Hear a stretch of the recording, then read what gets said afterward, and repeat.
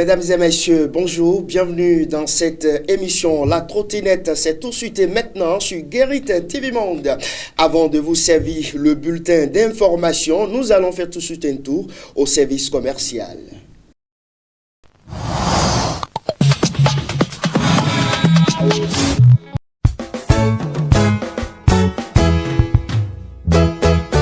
Vous désirez acheter des tissus lacis de qualité, des bracelets, dames et autres accessoires d'habillement, toujours pour dames. Un seul numéro, 00229 97 56 62 69.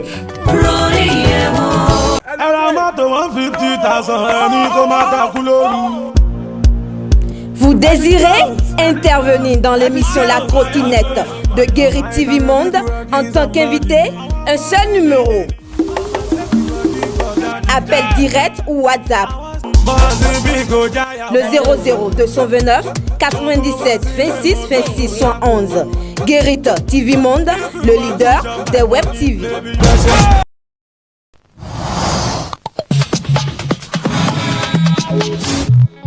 Retour sur ce plateau et on démarre le bulletin d'information.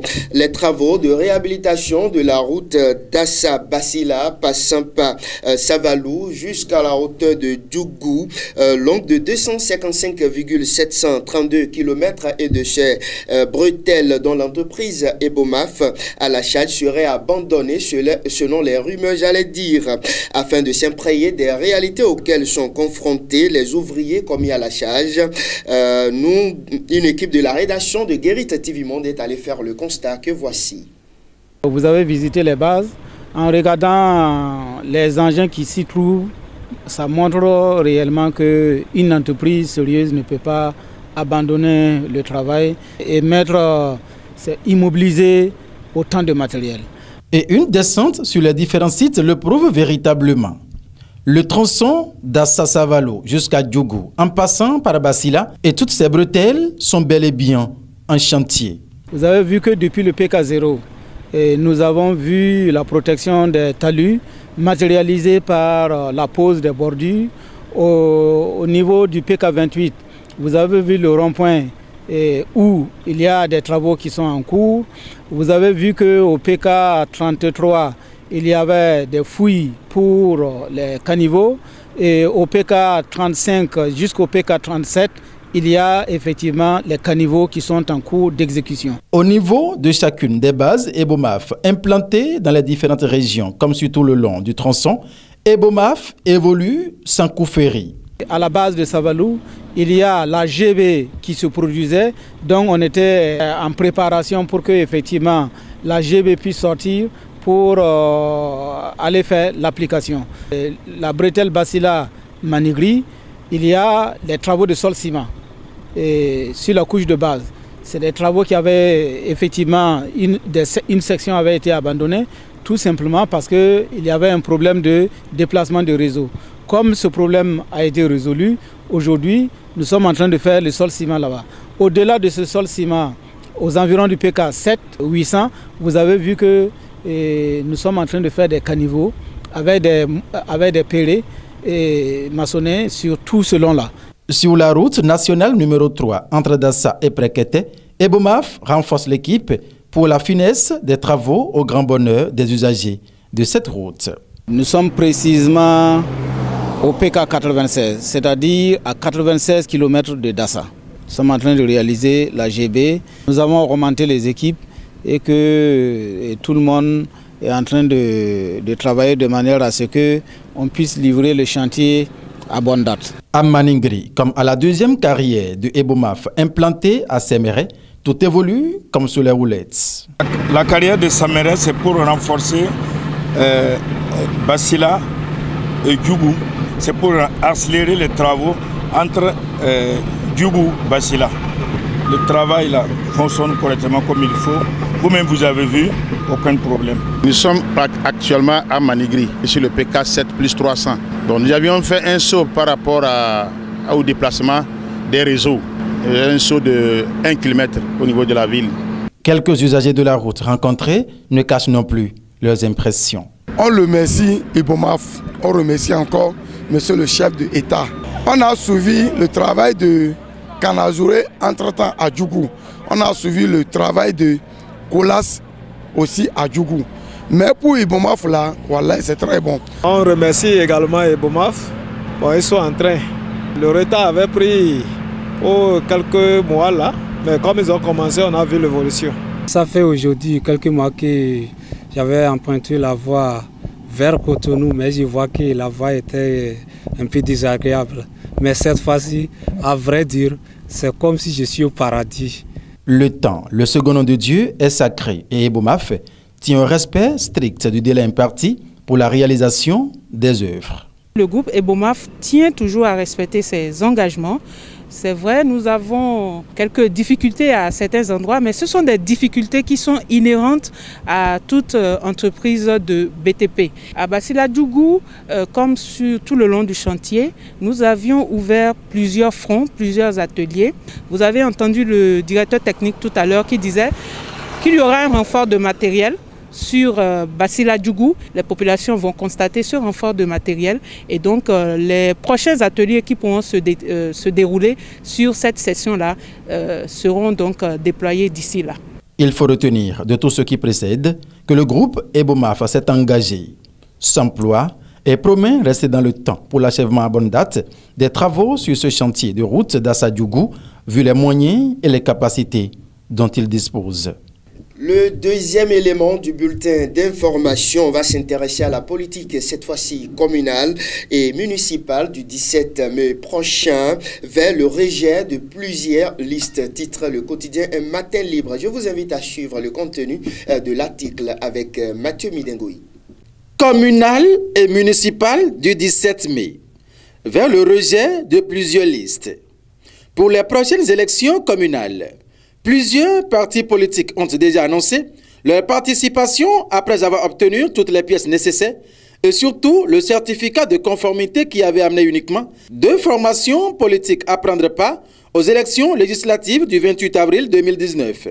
Ces partis qui ont envie de prendre part à cette échéance électorale ne savent pas encore qu'un piège les guette.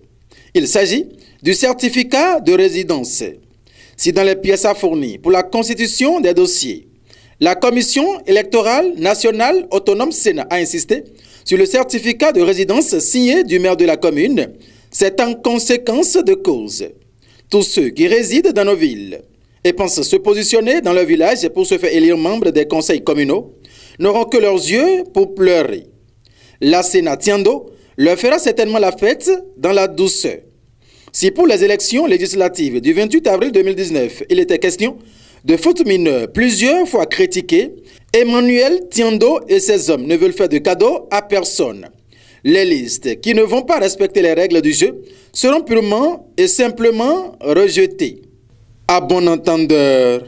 Merci à vous, Mathieu Midengoyi, pour tous ces détails. Nous poursuivons cette émission, La Trottinette. Tout de suite, nous allons passer donc à la page invitée, mais bien avant, on fait un tour au service commercial.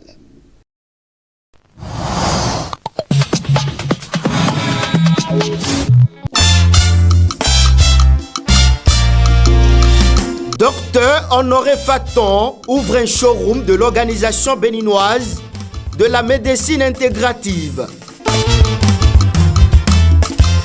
Il est situé au quartier Sodiatimain à Cotonou. Contact téléphonique et WhatsApp 00229 97 47 30 87 ou le 00229 66 15 97 13.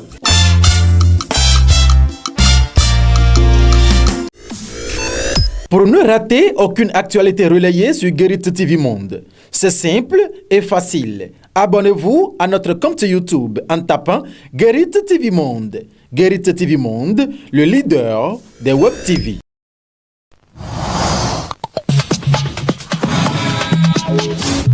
La page invitée, à présent, nous recevons pour vous ce mercredi 12 février 2020 une dame de fer. C'est comme ça, je l'appelle d'ailleurs. Elle a pour nom Bion Marianelle Vaudounon. Madame Bion, bonjour. Bonjour. Merci d'avoir accepté notre invitation. C'est un plaisir. Vous êtes désormais membre de Moël Bénin. Pourquoi ce revirement? Bon, je vais vous remercier d'avoir fait de moi l'invité de ce matin, déjà. Et ensuite, si aujourd'hui nous avons décidé de rejoindre Moël Bénin, entre-temps nous étions UP, nous étions de la liste de l'Union progressiste. Mais aujourd'hui, nous avons préféré rejoindre le Moël Bénin. Pourquoi? Qui est le mouvement des élites engagées pour l'émancipation du Bénin. Bon, pourquoi?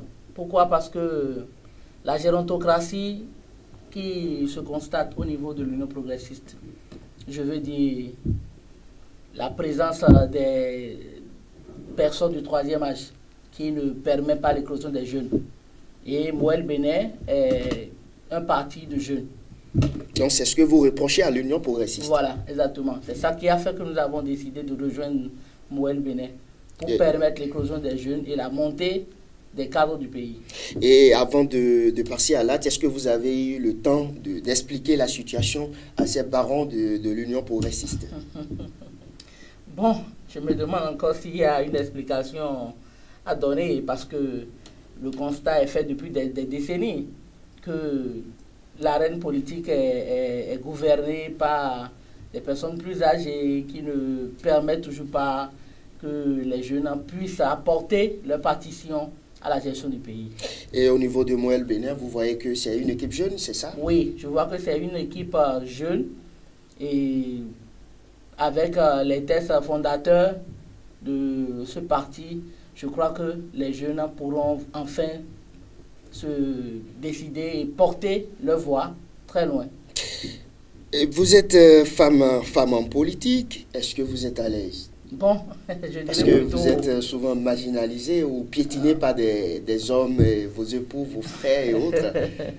Bon, je dirais plutôt que je suis très à l'aise parce que je crois que de nos jours, la femme a aussi des choses, a beaucoup d'ailleurs à apporter à la gestion et au développement du pays. Donc il est temps que nous, femmes, puissions aussi prendre nos responsabilités. C'est vrai que il y a beaucoup d'aspects sociaux, beaucoup d'aspects, je dirais, culturels et autres. Lesquels, par exemple? Bon, quand je prends par exemple qu'il y a longtemps, les filles ne pouvaient pas aller à l'école.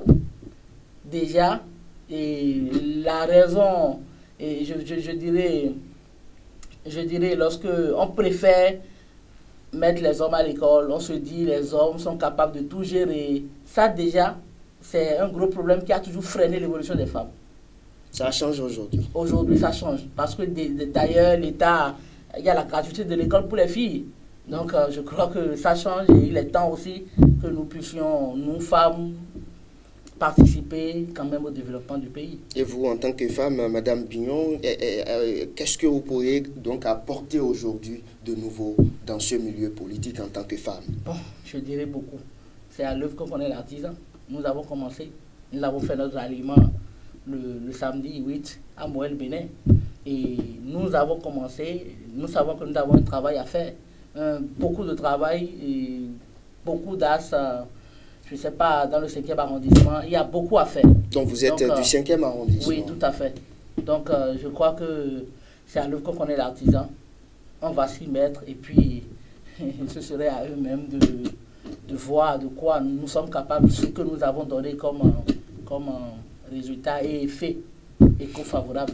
Donc vous êtes probable candidate sur la liste Moël Bénin? Bien, c'est trop tôt de le dire. Je préfère taire cela pour l'instant. Mais un travail se fait sur le terrain déjà, au profit de Moël Bénin. Tout à fait. Un travail se fait. Un travail se fait par quartier, un travail se fait déjà. Je suis dans la coordination, donc je suis la première vice-coordinatrice de Moël Bénin dans le 5e arrondissement. Donc, vu déjà aussi nous-mêmes les rouages que nous maîtrisons, donc il n'y a pas d'inquiétude par rapport à cela.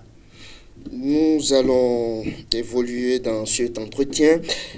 Gouvernance talon, ça vous dit quoi? Gouvernance talon, oui. Je dirais que je suis très ému. Je suis très ému par la gouvernance talon parce que nous avons participé Nous n'avons pas été les ouvriers de derrière. Nous avons compris depuis le départ que c'est l'homme qu'il faut. C'est l'homme qu'il faut pour le Bénin, c'est l'homme qu'il faut pour booster le développement du Bénin. Et nous avons été très enchantés de constater que nos désirs se sont réalisés parce qu'il est devenu notre président. Et avec toutes les réformes qui se font aujourd'hui, je crois que vraiment le Bénin est sur le bon as pour un développement durable. De ça il s'agit. Donc tout est parfait selon vous? Bon, comme on le dit, tout n'est jamais parfait. Tout n'est jamais parfait. Mais je crois qu'il y a plus de bien que de mal. Vous avez généralisé, vous n'avez pas pris un aspect. Aujourd'hui, quand on prend le volet, quand on prend le port autonome de Cotonou aujourd'hui, les gens crient que ça ne va pas. Bon, ça ne va pas. Beaucoup de gens disent que ça ne va pas. Ce n'est pas uniquement au port de Cotonou. Mais je crois que nous allons être réalistes. Nous allons être réalistes parce que ce qu'il fait, quand je prends par exemple l'AS Porte-Nouveau-Misrété, cette voie est faite. Quand je prends l'AS Beau-Rivage qui passe par Doha et qu'on sort, c'est un coût. Quand je prends par exemple, pour ne parler que des routes, quand je prends quand même ces grands as-là, je crois que pour le développement d'un pays, il faut les voir. Et moi, je félicite le président Talon. Je lui dis seulement de continuer par faire son travail. Nous, les jeunes, nous sommes derrière lui. Les femmes sont derrière lui. Donc, il n'y a pas d'inquiétude. Et par rapport, il n'y a pas aussi de gestion sans critique. Les gens vont toujours critiquer. Donc, par rapport à ça, je crois qu'il n'a qu'à être focus sur cet objectif à atteindre. Et puis, la suite devrait être bonne. D'accord. Nous sommes à la fin de cet entretien. Votre conclusion? Bon, ma conclusion, c'est déjà de demander à tout jeune de rejoindre le parti Moël Bénin. De rejoindre le parti Moël Bénin parce qu'ils vont mieux se sentir là qu'ailleurs. Et ensuite, je vais remercier le président Talon, Patrice Athanase Guillaume Talon, toujours pour sa bonne gestion et ses réformes constructives. Merci à vous, Bignon Marianelle Vaudounon, c'est bien ça. Oui. Merci. Je rappelle que vous êtes la première vice-présidente du parti Moël Bénin dans le 5e arrondissement de la ville de Porto Novo. Restez avec nous. L'émission se poursuit. Le dernier virage à présent, c'est bien sûr la une du quotidien Maison La Guérite. La Guérite qui affiche ce matin en manchette communale et municipale du 17 mai prochain vers le rejet de plusieurs listes, titre le journal. Vous verrez également la une du journal, le logo de plusieurs partis politiques. Et au niveau de la deuxième une, le quotidien La Guérite a titré « Assassinat d'une fillette à Cotonou, les présumés assassins mis sous mandat de dépôt ». Et puis au niveau de la fausse manchette du RO, annonce des décès, voilà. Tadia enterre sa mère. Repos éternel donc à la mère de notre patronne marraine Aminata Dia. Mesdames et messieurs, ce sera donc tour pour la une du quotidien La Guérite. Le quotidien La Guérite qui vient mettre également un terme à cette émission. Merci à vous et on se dit à demain jeudi.